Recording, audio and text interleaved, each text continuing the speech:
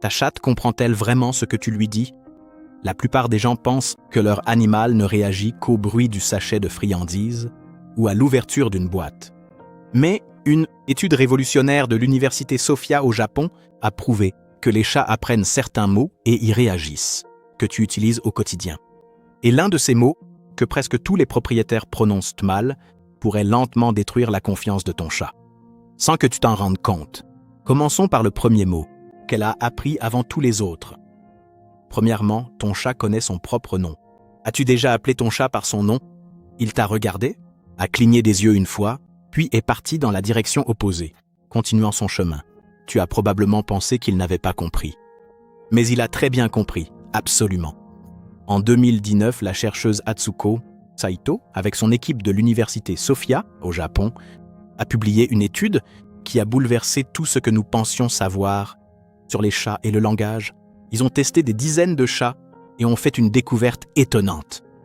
Les chats peuvent distinguer leur propre nom de mots aléatoires, les différencier. Oui, même de mots qui sonnent presque identiques.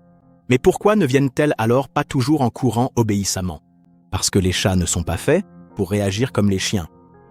Les chiens ont été élevés pour l'obéissance. Les chats, en revanche, n'ont jamais été faits pour obéir. Quand ton chat entend son nom, il prend une décision.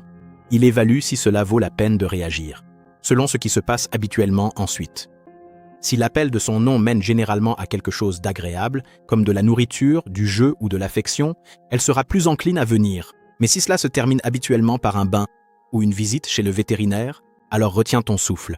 Et c'est justement cela qui rend tout cela si fascinant. Ton chat sait exactement ce que tu dis. Il décide simplement si tu mérites une réaction. Et si ton chat connaît son propre nom, qu'a-t-il encore discrètement assimilé au fil du temps? Qu'a-t-il retenu? Le dernier mot de cette liste pourrait bien changer à jamais ta façon de voir ton chat. Deuxièmement, ton chat comprend le mot « non ». As-tu déjà remarqué que ton chat se fige au même instant où tu dis « non ». Peut-être qu'il était sur le plan de travail, griffait le canapé ou était sur le point de faire tomber quelque chose de la table. Tu as dit le mot une fois et elle s'est arrêtée. Donc elle l'a compris, non? Eh bien, oui et non. Ton chat apprend effectivement ce que non signifie avec le temps. Mais c'est là que réside le problème. C'est ce que la plupart des propriétaires font mal. Les chats communiquent. Ils ne réagissent pas aux mots comme tu l'imagines. Ils réagissent au ton, au volume et à la charge émotionnelle derrière. Ce court bruit soudain crée une association négative. Ton chat apprend que lorsque ce son retentit, quelque chose de désagréable suit. Alors il s'arrête. Pas parce qu'il respecte la règle, mais parce qu'il veut éviter le malaise. Et c'est là que ça devient vraiment compliqué. Si tu dis non trop souvent, trop fort ou au mauvais moment, ton chat n'apprend pas la discipline. Il apprend la peur. Elle commence à t'associer au stress. Et avec le temps, tout cela change. Elle se cache plus souvent. Elle sursaute. Si tu bouges trop vite, elle arrête de venir. Quand tu l'appelles, pas parce qu'elle a oublié le lien qu'elle a avec toi, mais parce que tu as inconsciemment reprogrammé ce que ta présence signifie pour elle. Les propriétaires qui obtiennent les meilleurs résultats sont ceux qui utilisent le « non » avec parcimonie et calme. Un ton bref et ferme, pas de cris, pas de répétition 5 fois. Un « non » calme suivi d'une redirection vers quelque chose qu'elle a le droit de faire. C'est ainsi qu'on apprend quelque chose sans briser la confiance. Troisièmement, est-ce que ton chat connaît le mot « friandise » ? Quel est ce mot unique qui fait apparaître ton chat comme par magie, peu importe où il se trouve dans la maison? Tu connais déjà la réponse? Friandise. Tu pourrais le chuchoter à 3 pièces de distance.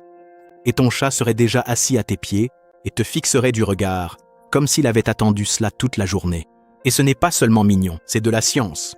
Les chats apprennent grâce à un phénomène qu'on appelle le conditionnement classique. C'est le même principe qu'un scientifique nommé Pavlov a découvert il y a plus de 100 ans, qu'il a fait en observant que les chiens se mettaient à saliver rien qu'au son d'une cloche, parce qu'ils avaient appris que la cloche annonçait la nourriture. Si à un certain son, le même résultat se produit à chaque fois, le cerveau établit une connexion directe entre les deux. Son égale nourriture, sans réfléchir, cela devient automatique. Et voici la partie amusante. La plupart des propriétaires ne s'en rendent même pas compte qu'ils ont amené leur chat à faire cela. Tu n'as jamais fait de cours de vocabulaire, tu as simplement dit le mot avant de donner chaque friandise, encore et encore. Et ton chat a fait le reste. Il a associé le son au résultat, plus vite que tu ne l'aurais cru. Parce que la nourriture est le moyen de motivation le plus puissant dans le monde d'un chat. Mais cela va encore plus loin que le mot lui-même. Certains chats commencent à réagir au bruissement du sachet, au bruit de l'ouverture du placard ou même à tes pas en direction de la cuisine, à un moment précis de la journée. Ils ont construit toute une chaîne d'associations autour de ce seul moment.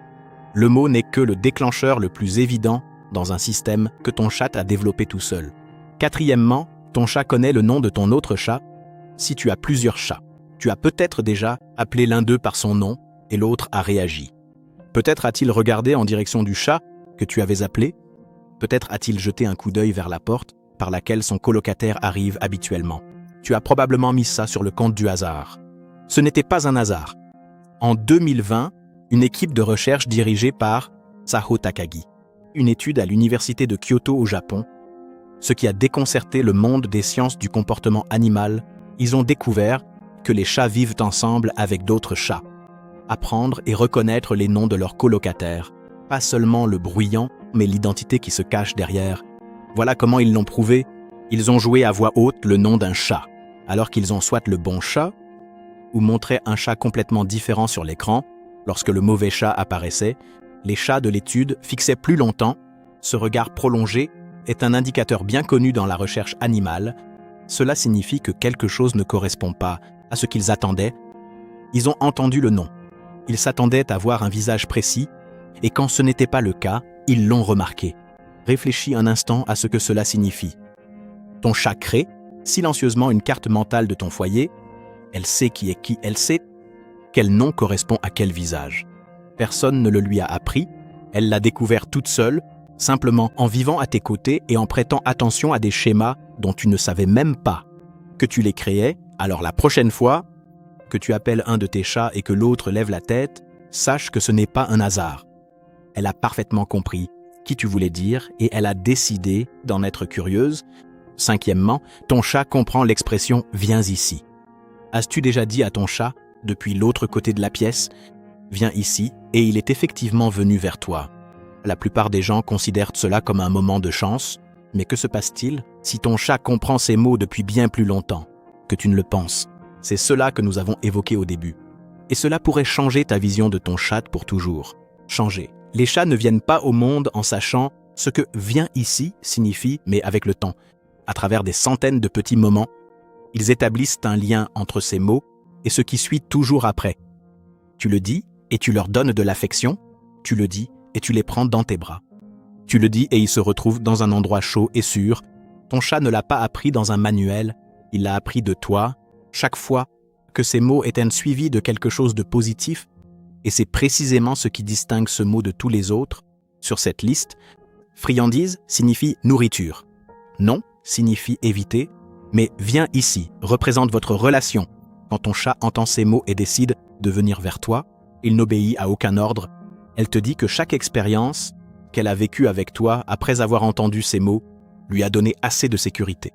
Pour revenir encore et encore, n'oublie pas de t'abonner à ma chaîne YouTube pour découvrir encore plus de contenu comme celui-ci. Merci.